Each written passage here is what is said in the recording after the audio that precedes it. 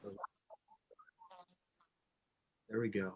All right. So welcome everybody. Um, we have, oops, sorry.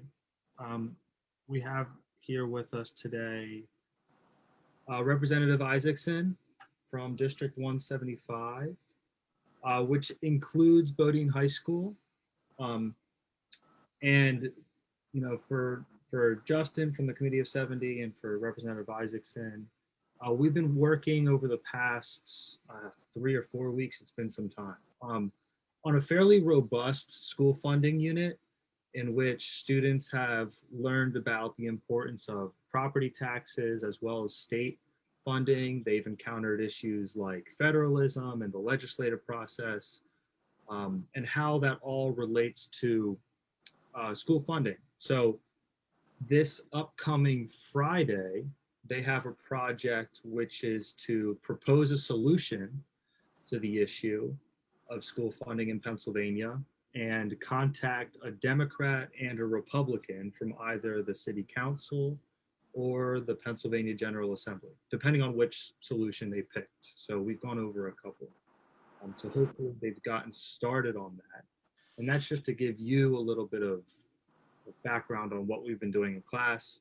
Of course, we can, talk about a variety of different issues today, and I very much look forward to the conversation. I know the students do, and I'm very happy you could be so flexible with us to reschedule. So thanks for that. No problem, and thank you for having me. Of course. So I guess the easiest way of going about this is the kids have come up with a couple of different questions, and I've asked them to read them aloud. But if someone's absent or if we encounter technical difficulties, then I'm happy to read them from the screen myself. But hopefully they'll be the ones to drive the conversation, not me. Because I tend to talk a lot in class anyway. So they're probably sick of hearing from me and want to hear from you. So let's get to it. Majo, do you wanna start us off here? Can you briefly tell us a little of your background, education, and experience? Sure. I actually had Bodine High School as my polling place for many years in Philadelphia. I lived in Northern Liberties and have for over 25 years. I'm married and I have my 2 children who are 18 and 17, and I've raised them in Northern Liberties. And I have my dog Molly. As you all know, it's a dog neighborhood. I am starting my 2nd term as the state representative for the 175th, which encompasses from East Kensington, Fishtown, Northern Liberties, Queen Village, Society Hill, Old City, Chinatown, and Washington Square. That's the boundaries of my district in a general sense. And prior to being the state representative, I was the chief of staff for my predecessor. So I luckily have 12 years of staff experience that prepared me for the job. As far as my educational background, I have a bachelor's degree in political science and an associate's degree in early childhood education. And I've made education one of my fundamental priorities in Harrisburg, and I am a member of the Education Committee. So that's a brief background about myself. All right, excellent. Isaiah. Why did you run for PA representative of District of 175? Well, as I just stated, I worked for the district. I love being a public servant. And when the time came to run for the office, I was happy to take it up and continue my years of public service.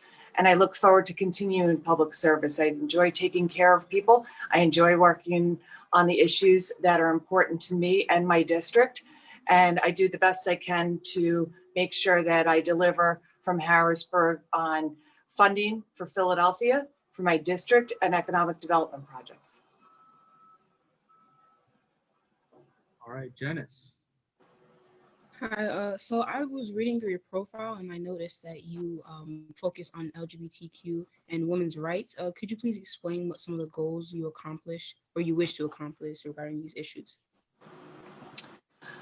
Well, it's a little complex to explain to Philadelphians, but you're attached to a really large state that is not necessarily in line with some of the values that we hold near and dear in Philadelphia. And women's rights, our access to healthcare, equal pay, workplace discrimination protections are not things that are on the forefront of achieving in Harrisburg. In fact, they're constantly under attack. And so I work very hard to make sure we can keep what rights we have and make sure that we don't have rights taken away from us. With regard to the LGBTQ plus community, we in Pennsylvania, you have the right to marry, but the day after you get married, you can't come and put a picture of you and your spouse on your desk and not know that you're not going to be fired, because you are allowed to be discriminated against in the Commonwealth of Pennsylvania, both in housing, in the workforce, and your medical care. And these are things that we try and advance in Harrisburg. And again, even as we're trying to advance them, a lot of the times we're playing defense in people trying to erode the small amount of rights that are afforded in the Commonwealth. So I see my role as somebody who's trying to be a wall against those who want to discriminate and try and be a champion to try and advance and make things more accessible to both women and the LGBTQ plus community. Thanks for that question, Janice. Jocelyn, I knew you were having issues earlier. I'm going to go ahead and read your question.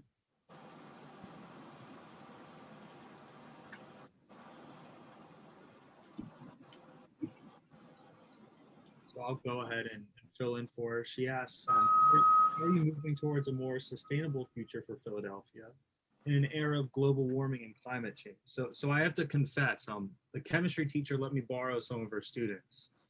So I have to give Miss Olson a shout out here. But also we have to include her in the discussion. So if you could please answer this one as well. Sure. In addition to the Education Committee, I also serve on the Environmental Resources and Energy Committee. And I would love to tell you that we are making leaps and bounds in Pennsylvania in climating, global warming and climate change, but unfortunately, we are not. We're in a constant struggle to try and advance alternative energy solutions, but we are up against a roadblock in the energy industry that is Pennsylvania. And we are constantly trying to stop the easing of restrictions and advancements on behalf of coal and natural gas industries, which are very strong here in Pennsylvania. In fact, there are large parts of the economy in other areas of Pennsylvania far away from Philadelphia. And anytime you try and reform them or change something, you're up against a fight for the economies of different areas of Pennsylvania. And where I understand the economic issues that are tied with that, I also understand and try and have a discourse and advance the fact that we need to change and move away from fossil fuels and make sure that we're getting more towards alternative energies and protecting the environment. I am constantly trying to remind people that we, unlike many other things in Pennsylvania, we actually have written into our Constitution environmental protections, where it is our obligation to make sure that we fight for clean water, air, and land here in Pennsylvania, and that we need to continue to try and do so. Thank you. Yenny's actually a member of your district. I want to point that out. Hi, Yenny. Hello. So District 175 is becoming a more gentrified area, especially throughout Fishtown and Northern Liberties. So how will you continue to work towards providing a sustainable and affordable housing to those who will most likely be pushed out of the area? You are right. Everything is very ever changing. as I started out, I've lived here for 25 years in Northern Liberties, and the neighborhood looked a lot different when I moved in. And we have tried to work with developers to make sure that we can either get affordable housing as part of projects, but we also have to try and make sure that we're able to help those that are here.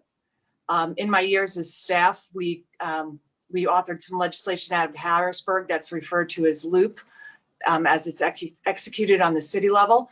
And that is we froze property taxes for long-term residents, so that as property taxes going up because of the gentrification, we were protecting long-term neighbors from being taxed out of their houses.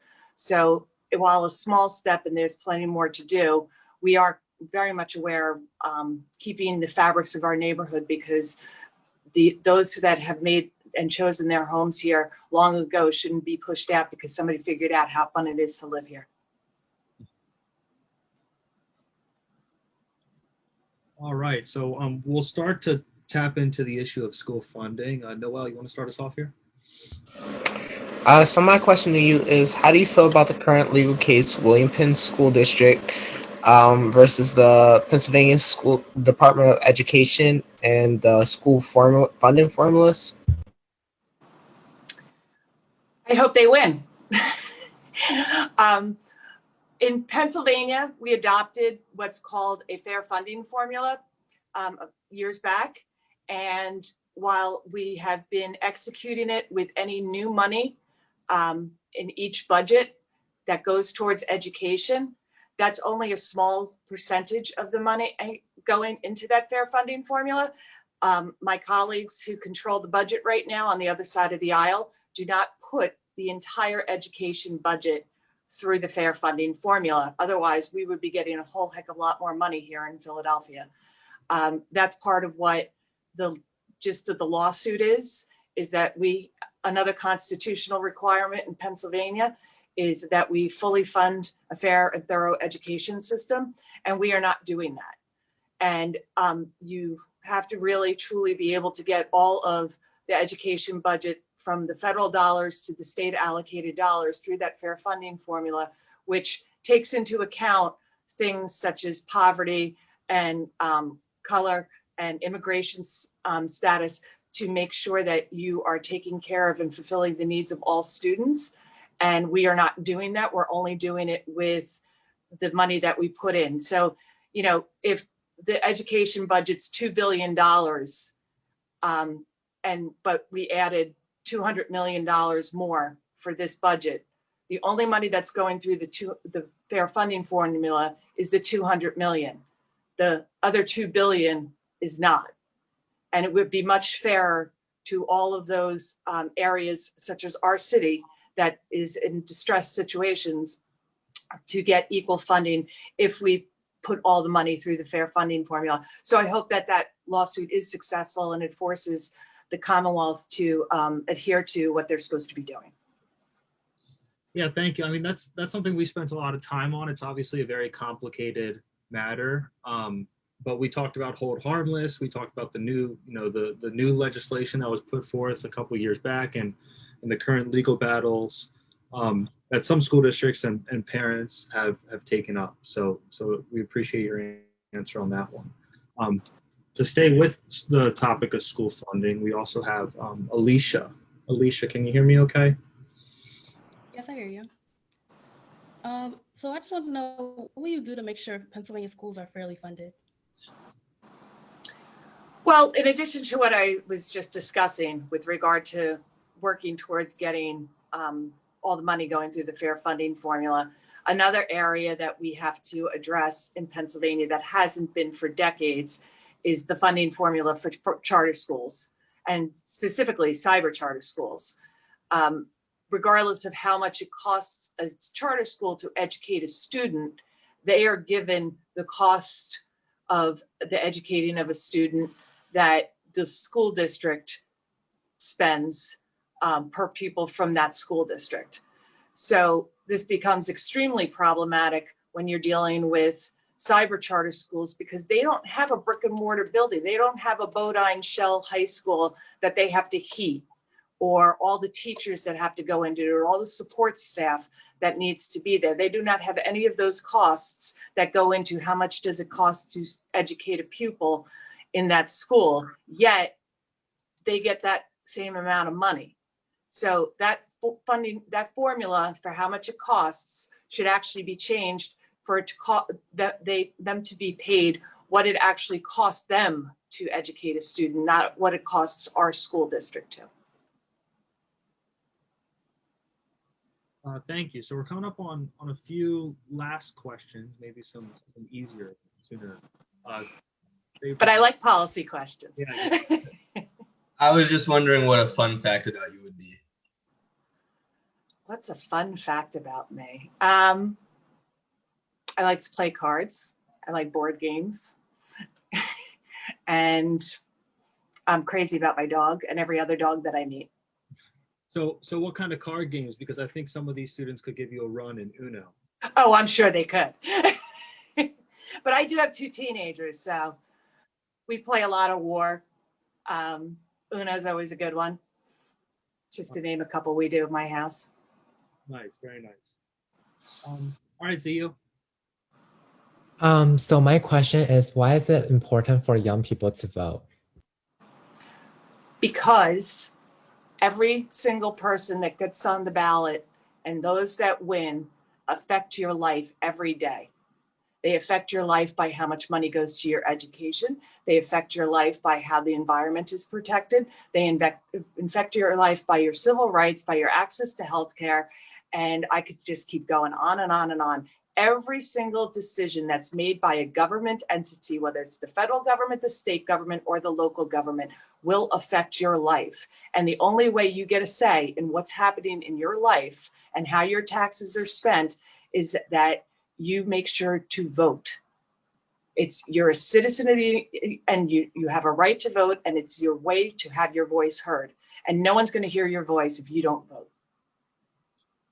Yeah, so I mean, hopefully, they've heard this from me all year, right? But hopefully, hearing it from someone else helps as well. So we appreciate the time you spent today.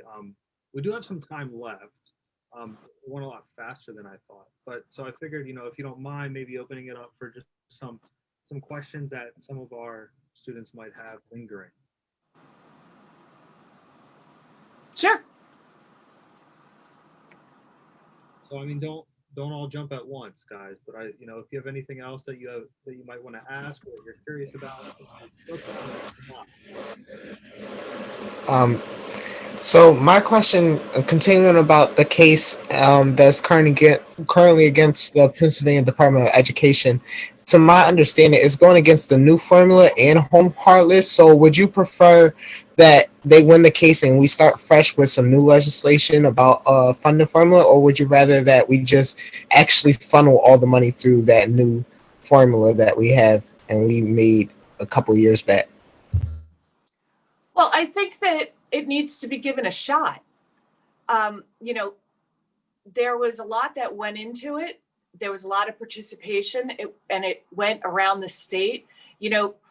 You live in Philadelphia, so your main focus is there, as it should be at your age. But, in the Commonwealth of Pennsylvania, there's a lot of areas in rural Pennsylvania that have poverty levels that rival around areas of our city. So it doesn't just affect Philadelphia. It affects everybody. And I don't necessarily know if we need to throw it out because we don't know whether it works because it's never been implemented. And until, you try something and see whether it works or not, you don't necessarily need to toss it. But, and then if it doesn't work, then we need to go back to the drawing board. So it's just really a matter of forcing the state to actually do what it's supposed to be doing.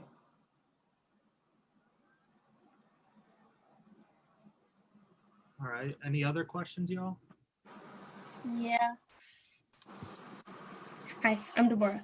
So Hi, Deb. my question was, what do you feel like the biggest issue is in the LGBTQ plus community, and how do you want to solve it? or how do you hope to solve it? In Pennsylvania, I think first and foremost, one of the biggest issues is the fact that you could be discriminated against. And I am a co-sponsor of the bill to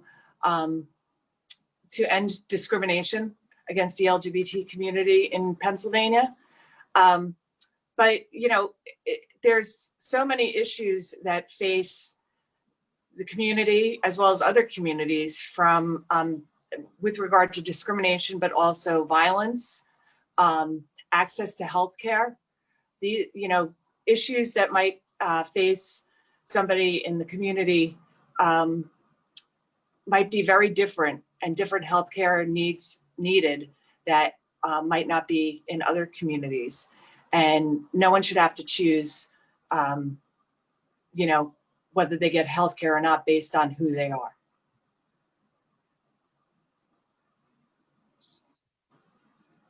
Mariel, thank you. Any others? Any other I board? have a question. Hi, my name is Mariah. It's not to do with this per se, but I heard that you live in like the Fishtown area. Did you partake in the Philadelphia block program project where like they took pictures of the area before they started building the buildings and stuff like that?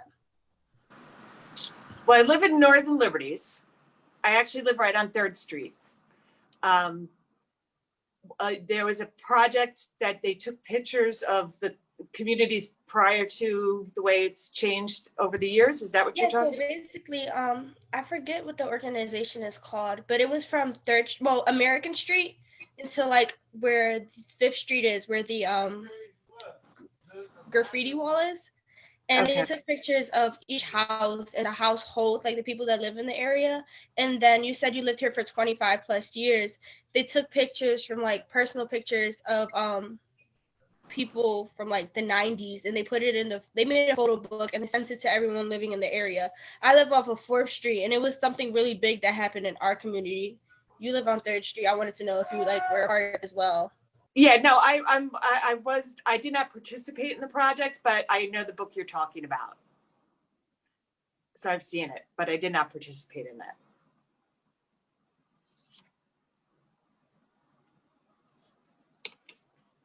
Any others? Do you enjoy your job, or is there any? Oh, I'm Henry, by the way.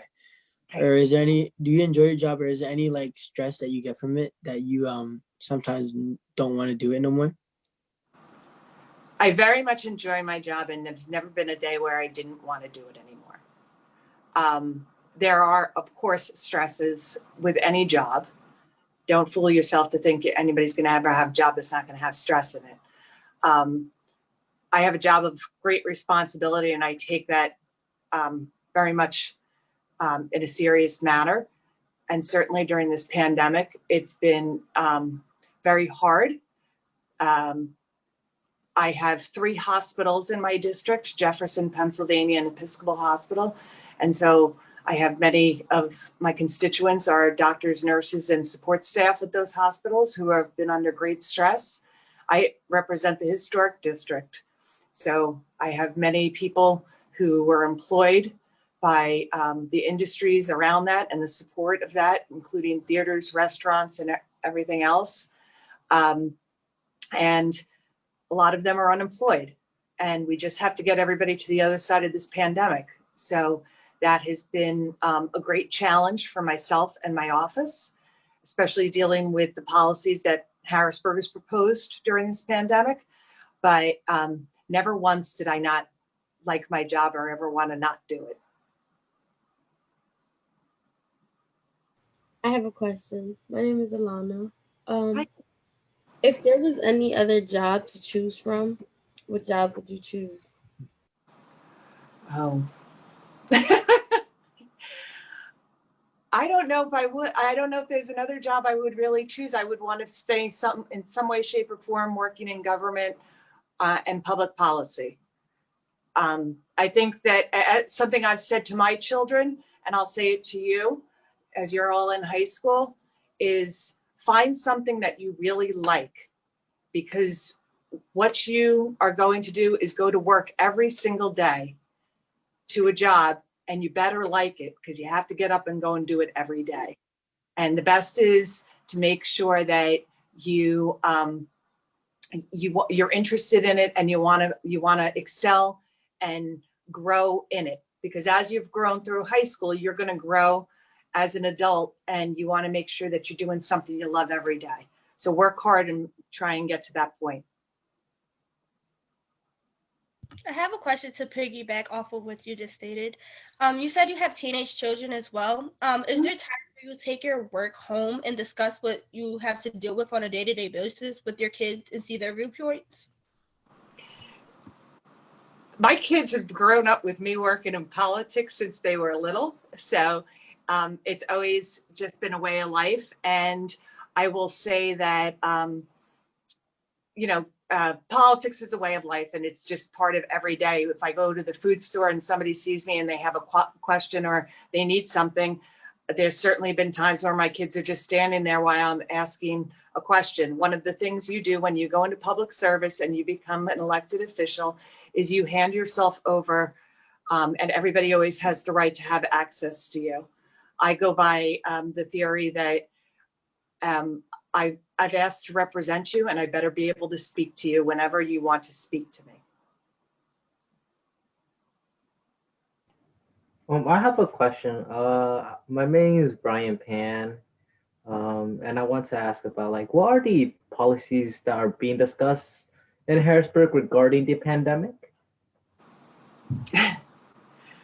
Well, the policies that were going back and forth for a good part of the year were trying to circumvent the governor and the emergencies declaration he's done.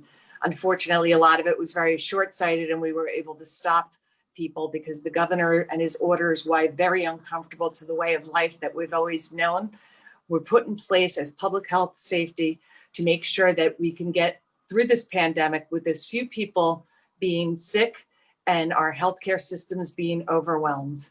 It's very hard to have restaurants and other entities closed. It affects everybody, the economy, but also everybody's way of life. Sometimes you have to make tough choices, but public health and making sure that we're all safe is got to be at the forefront. That's one of the jobs as a public servant, is the public health, safety, and welfare of the society. So that was a lot of what we did, and a lot of the other things had to do with allocating money to make sure that your school district had money to make sure that we could get you to virtual and hopefully not lose too much in the educational transition, or money going to hospitals so that they had the proper protections so they could take care of society. Thank you very much, ma'am. I have another. Oh, go ahead. No, you can go first. I was just gonna have a. Say again. I'm going to step in here. Angel, why don't we hear from you? We've heard from Noelle twice. I was gonna ask her if she could change one thing about her job. What would she change? Let's see, what's the best way to answer that? Sorry, somebody was doing scheduling. It keeps popping up on my iPad, so I want them to stop. Something I would change about my job would be being in the minority in Harrisburg.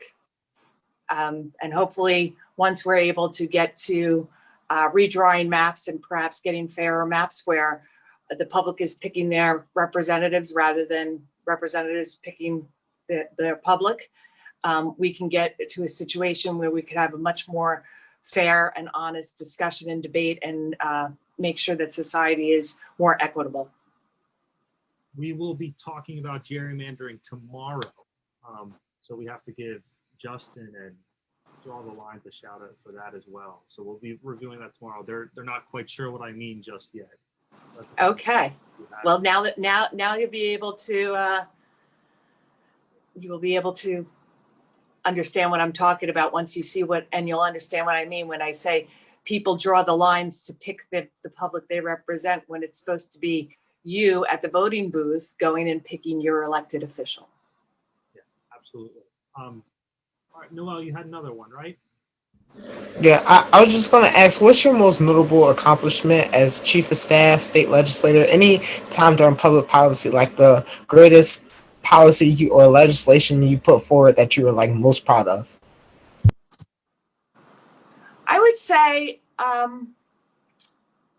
probably when we changed the tax system, getting the loop, the long-term owner occupied legislation that I talked about earlier through, because it was important to make sure that you protected people and people got to stay in their homes and they weren't taxed out. I have lots of legislation I've introduced and some that I've been working on. Unfortunately, our session just ended and we're just gonna have to start again. But some of the things I worked on and got out of committee was testing for children for lead levels and lead poisoning under the age of 2, so that we could get children who are living particularly in older housing stock or near old industrial area where lead is in the soil, get them identified and tested before their levels get too high and there's any harm to them. Another piece of legislation I was working on was to get more enforcement for the Animal Control Act in Pennsylvania. Pennsylvania does not treat animals well, whether it's in farm areas or puppy mills, or should I say even as far as pigeon shoots, illegal dog rings. You know, all these things need enforcement so that we could stop abusing animals. And that was something I was working on bipartisanly. So those are just a couple of the things I was working on.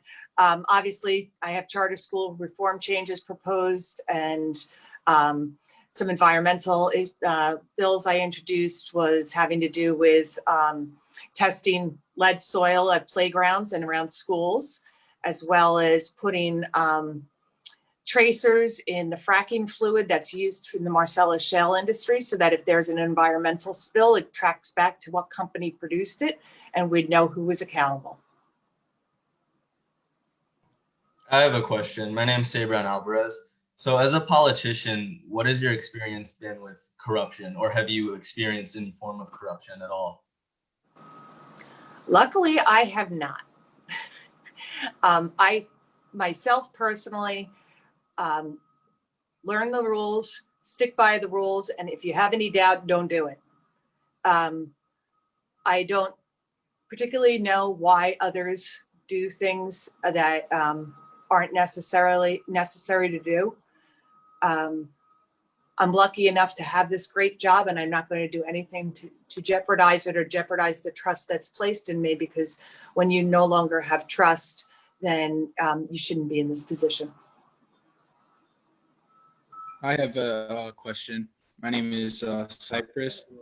So I hear a lot of people say that people who are younger and are unable to vote, political opinions don't really matter. Why do you think it's important that their opinions are heard? I disagree with that 100%.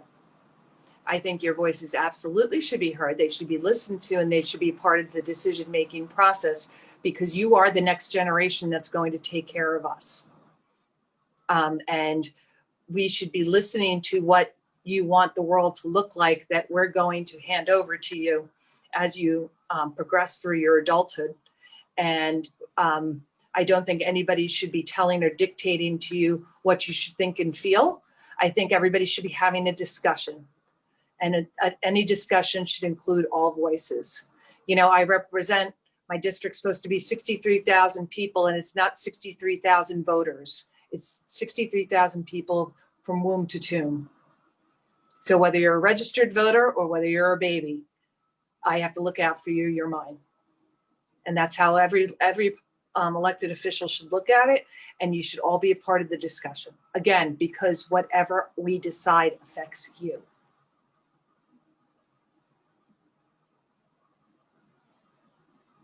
Ariel, any other questions?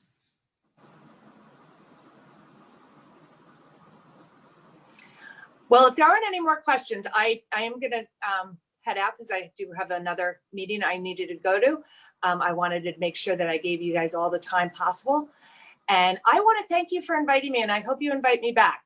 I absolutely do love talking to especially young adults like yourself, because you are the future and I want to hear your voice. I listen to my 2 teenagers and their friends constantly, and it's amazing the perspective that you all have watching the adults in your life and the society around you. And you should absolutely have a discussion. But always remember, everything in life is a compromise. You're not going to get your way by screaming the loudest. So sometimes part of a discussion is listening. Not having somebody tell you, but you listen to them if you want them to listen to you. So that's my advice for the day. Well, thank you very much. We really appreciate the time. We know you're awfully busy, and hopefully we can organize something like this again, and who knows, make it an annual thing as well. I would love it. Great. All right. Well, thank you again. Thank you to the organizations that helped put this together, to Justin, to Tom, and to the rest. But thank you very much. Bye-bye now. See you. Thank you. Thank you.